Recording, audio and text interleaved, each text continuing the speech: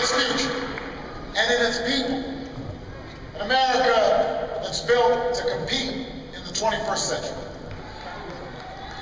Now, we know the jobs and businesses tomorrow will end up in countries that educate their workers best, that build the best infrastructure, that have the strongest commitment to research and technology. I want that nation to be the United States of America. I want that taking place right here in Ohio, right here in Cleveland. That's how we're going to rebuild. There is absolutely no reason that China should have faster railroads, that Singapore should have newer airports. We're the nation that built the Transcontinental Railroad. We're the nation that built the interstate highway system. Right now we are seeing thousands of people working to rebuild our roads and our railways and our runways right here in Ohio and all across the country, trying to start to rebuild an infrastructure for the 21st century, putting people to work, doing the work that America needs done. We see in America where we invest in homegrown innovation and ingenuity, where we export more than we import, where we make it easier to start a business or patent an invention. We don't want to keep giving tax breaks to companies that are shipping jobs overseas. I want companies getting tax breaks that are investing in Cleveland and in Dayton and in Toledo and in Ohio and in the United States of America. In small businesses and American manufacturing, which is coming back, and in clean energy companies. I don't want solar panels and wind turbines built in Asia or Europe. I want them made right here in the U.S. of A. with American workers.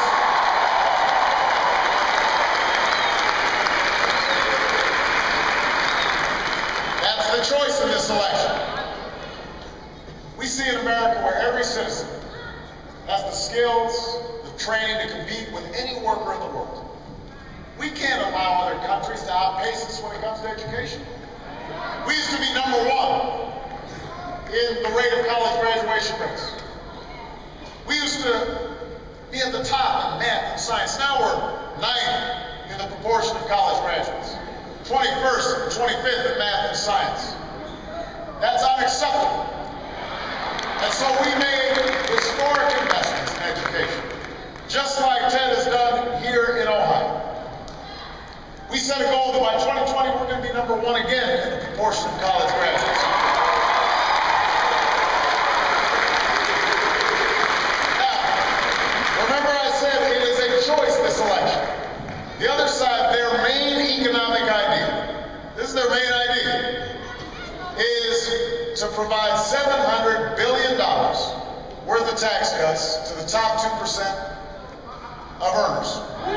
The 2% of wealthiest Americans, an average of $100,000 for millionaires and billionaires. Now, look, I want people to succeed. I think it's wonderful if folks get rich. I want everybody to have a chance to get rich.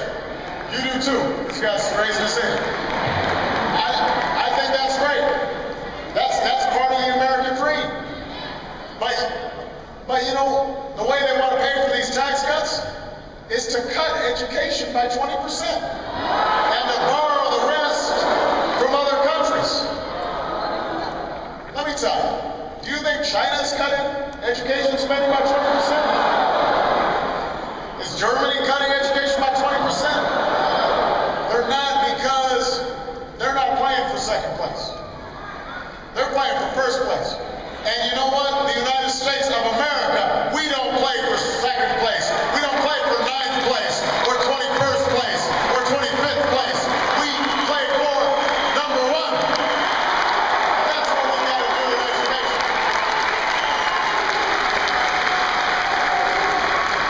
And that's why we committed tens of billions of dollars that had been going in unwarranted subsidies to big banks.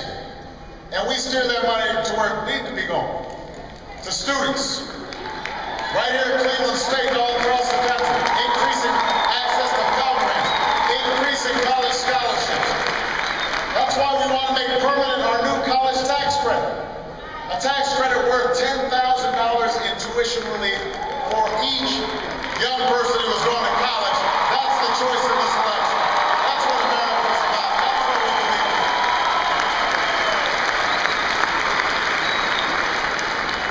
We see an America where corporations are thriving and profitable, but where they're also living up to their responsibilities.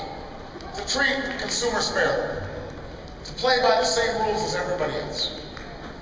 That's why we made sure insurance companies couldn't jack up your premiums for no reason. Or deny you coverage just because you're sick. That's why we made sure credit companies can't hit you with hidden fees or penalties. That's why we made sure taxpayers are never again on the hook for the irresponsibility of Wall Street banks.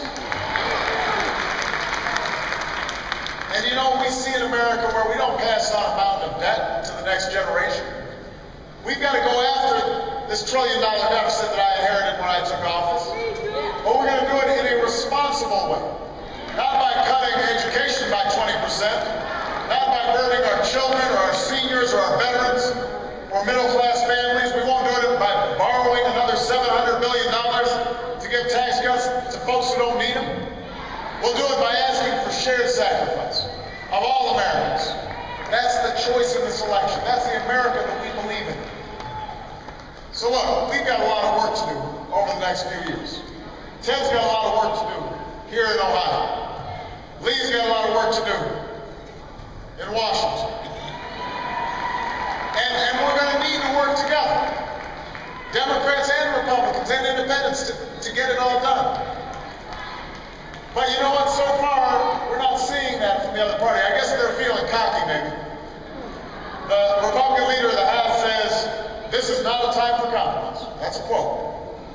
The Republican leader of the Senate said his main goal for the next 2 years, his top priority, is to win the next election and to beat me. Think about this. His priority is not to get the economy moving. It's not to create jobs. It's not to reduce the deficit.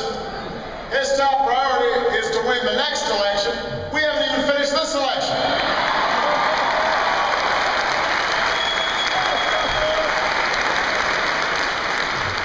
But you know, that's the mentality that we're fighting against, Cleveland. It's the kind of politics that we've got to change.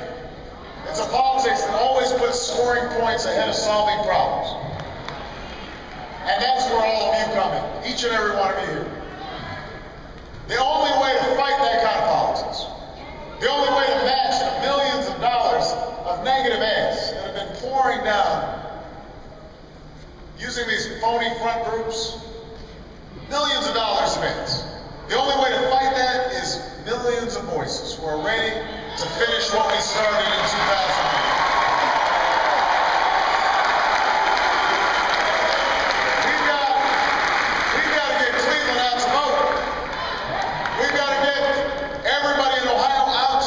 And in Ohio, you can vote early. There is early voting just a few blocks from here. So you can go right after this rally if you have to vote. Because if everyone who fought for change in 2008 shows up to vote in 2010, we will win this election.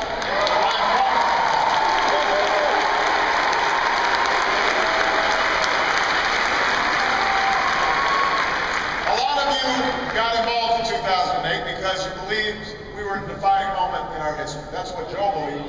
That's what I believed. You believed that we were in a time where the decisions we make won't just affect us. They'll affect our children. They'll affect our grandchildren for decades to come. That's the reason so many of you knocked on doors, made phone calls. Some cast your vote for the very first time. And it turns out, as I said at the time, change isn't easy. Power concedes nothing without a fight. And so, throughout the past 20 months, we have been pushing and working, and I've had a great partner in Joe Biden. Couldn't have a better vice president. I've had a great partner in Ted Strickland. Couldn't have a better governor than Ted.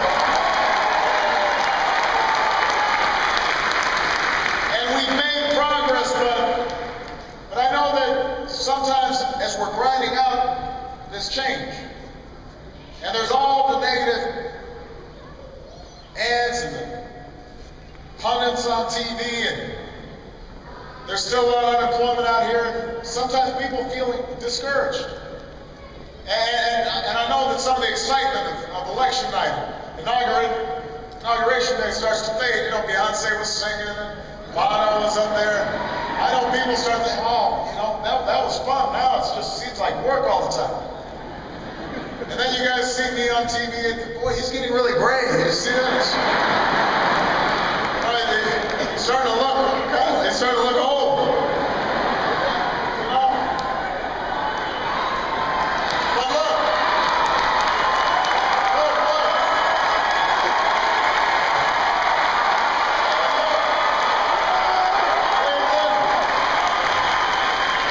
I want you to remember this. Don't let anybody tell you this fight isn't worth it.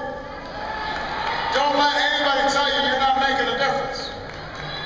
Because of you, there's a woman somewhere in Ohio who no longer has to choose between losing her home and treating her cancer. Because of you, somewhere in Ohio, there's a parent who can look their child in the eye and say, yes, you are going to college. We can afford it. Because of you, somewhere in Ohio, there's a small business owner who kept the doors open in the depths of recession. Because of you, there are nearly 100,000 brave men and women who are no longer at war in Iraq because of you.